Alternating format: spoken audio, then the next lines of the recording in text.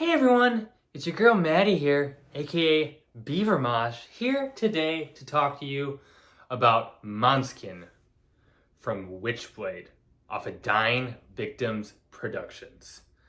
Now, Witchblade is a Swedish heavy metal band, and all of their lyrics are in Swedish, which I appreciate. They take a very retro approach to heavy metal music. They aren't trying to do anything too progressive or grand. They just kind of really know their deep love for the roots of heavy metal, and they really run with it. These are just tunes. They are good, sleek tunes. I was looking on Metal Archives, doing kind of my preliminary background on this act for the review, and I just had to mention the names.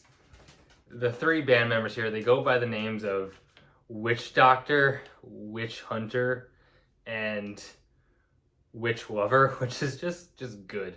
There's such a charm to that, and I'm a big fan. I also need to preface this review by stating that I am obviously not a Swedish speaker, so I will do my best to pronounce these song titles, knowing good and well that I'm not going to do the greatest, so bear with me. So with that said, let's get into it. Witchblade shows the immediacy to their songs right away off Skagarnos Hair, with these very 80s inspired kind of dueling guitars. And you also get these very odd, kind of squeaky synths that match those guitars. I have to talk about the vocals. The very unique delivery. It's nasally at times. The best comparison I think I can make is to some of those more kind of lesser known like 70s psych rock albums. Not exactly sounding like that, but that's the best comparison I think I can make. So if you're coming at this and you hear retro sounding heavy metal album and you're expecting those kind of soaring Iron Maiden-esque vocals, you might be disappointed because you're not going to get that here. So just be forewarned. Witchblade, really with the vocals, but in general, are going for more of kind of an eccentric charm, which I like, and I think it really works for the band.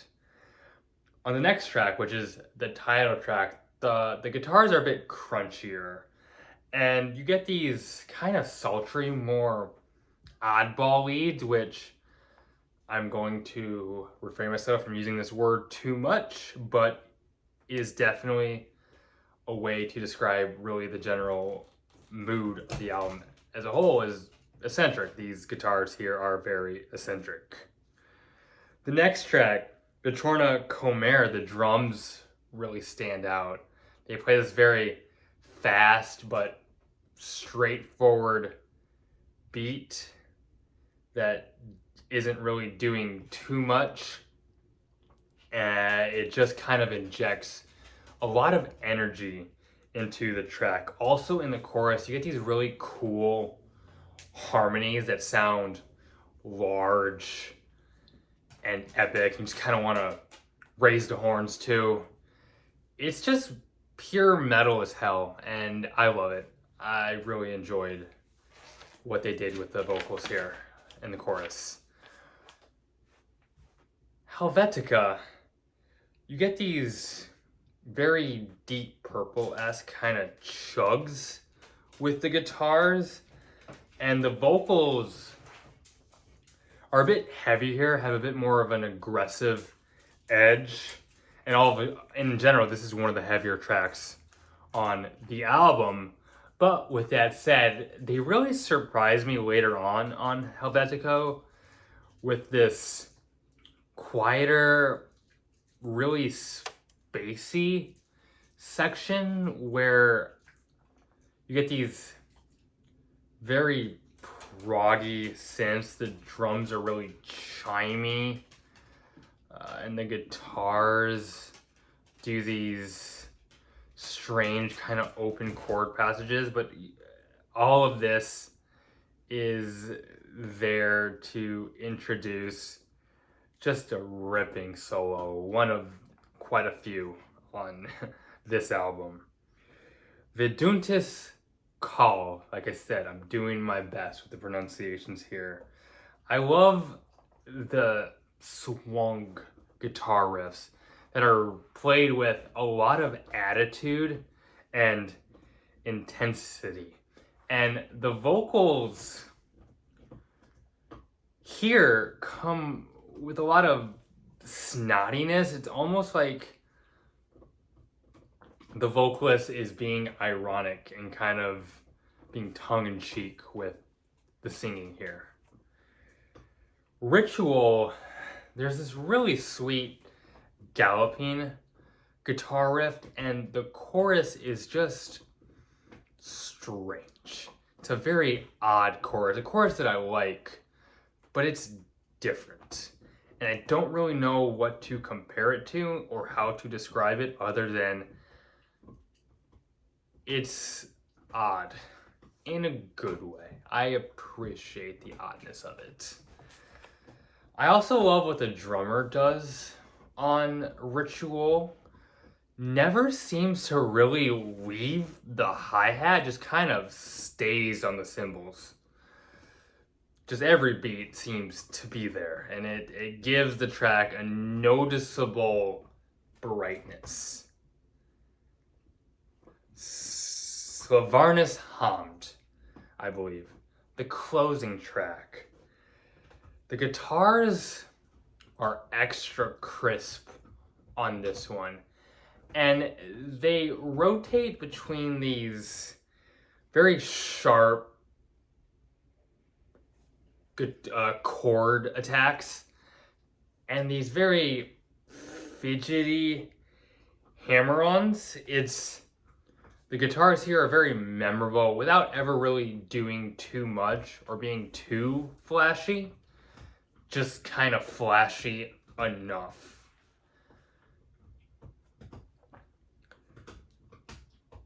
A lot of bands are doing this sort of traditional heavy metal revisionism. I talked a bit about it a few reviews ago when I talked about the Sonia record.